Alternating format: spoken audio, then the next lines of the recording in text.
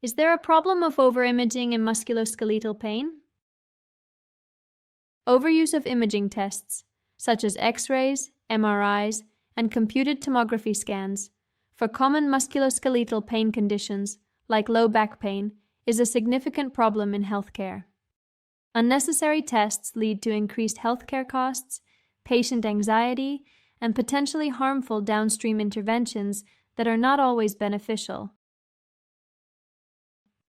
Therefore, you must know when to refer patients with musculoskeletal pain for further investigation. Scans are only needed when serious pathology cannot be ruled out, or if findings may lead to changes in treatment options. For example, surgery for radiculopathy. What is the scientific evidence regarding excessive imaging tests? 1. High prevalence of abnormalities in asymptomatic individuals.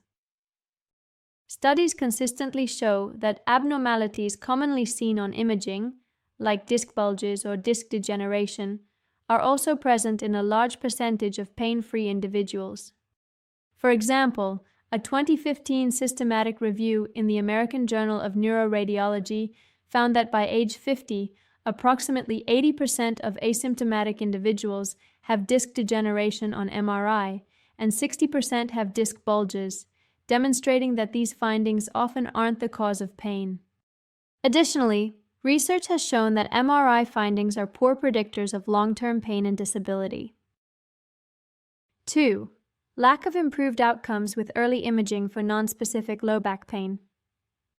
Numerous randomized controlled trials and systematic reviews have shown that early routine imaging, within the first 6 weeks, for nonspecific low back pain leads to worse patient outcomes compared to usual care without imaging. Clinical guidelines from organizations like the American College of Physicians strongly recommend against routine imaging for non-radicular low back pain. 3. Increased costs and downstream interventions without benefit. Unnecessary imaging can lead to a cascade of further, often unhelpful or even harmful interventions.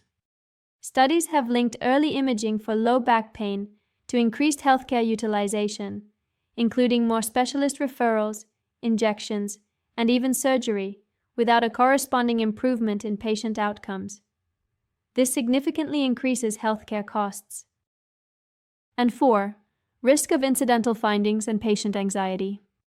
Imaging frequently reveals incidental findings, in other words, abnormalities unrelated to the patient's symptoms, that can cause unnecessary patient anxiety, lead to further unwarranted investigations, and potentially worsen the pain experience. What should you keep in mind when educating patients about imaging tests? 1. Acknowledging patient beliefs and building rapport.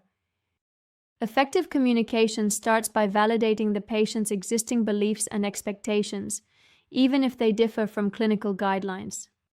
This empathetic approach fosters trust and rapport, making the patient more receptive to new information rather than feeling dismissed. It is crucial to understand that patient requests for imaging often stem from personal experiences, for example, a friend's scan, or common societal narratives. 2. Addressing misconceptions with simplified evidence. A core strategy involves directly addressing common misconceptions about imaging. This requires clearly explaining, in layperson's terms, that abnormalities frequently seen on scans, like disc bulges or degeneration, are often present in people without pain and can be normal age-related findings. This discredits the idea that every structural finding on an image directly correlates with current pain. 3. Refocusing on active management and prognosis. A key goal is to shift the patient's focus from a passive search for a problem on an image to active, evidence-based self-management strategies. By providing reassurance about the natural course of recovery for most common pain types, clinicians can empower patients to engage in behaviors such as staying active and using simple pain relief methods that are proven to be effective for their condition. And 4. Maintaining openness for future imaging and shared decision-making.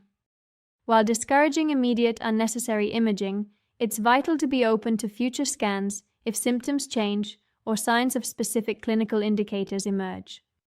This approach reinforces shared decision-making, ensuring the patient feels heard and involved, while still guiding them toward the most appropriate and evidence-based care pathway. Let's put it in practice.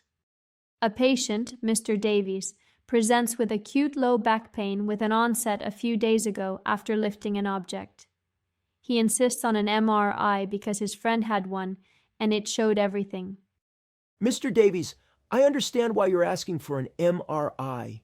It's very common to think a scan will pinpoint the problem, especially when friends have had them. However, for your kind of back pain, which is recent and doesn't have any serious warning signs, an MRI isn't usually the best first step.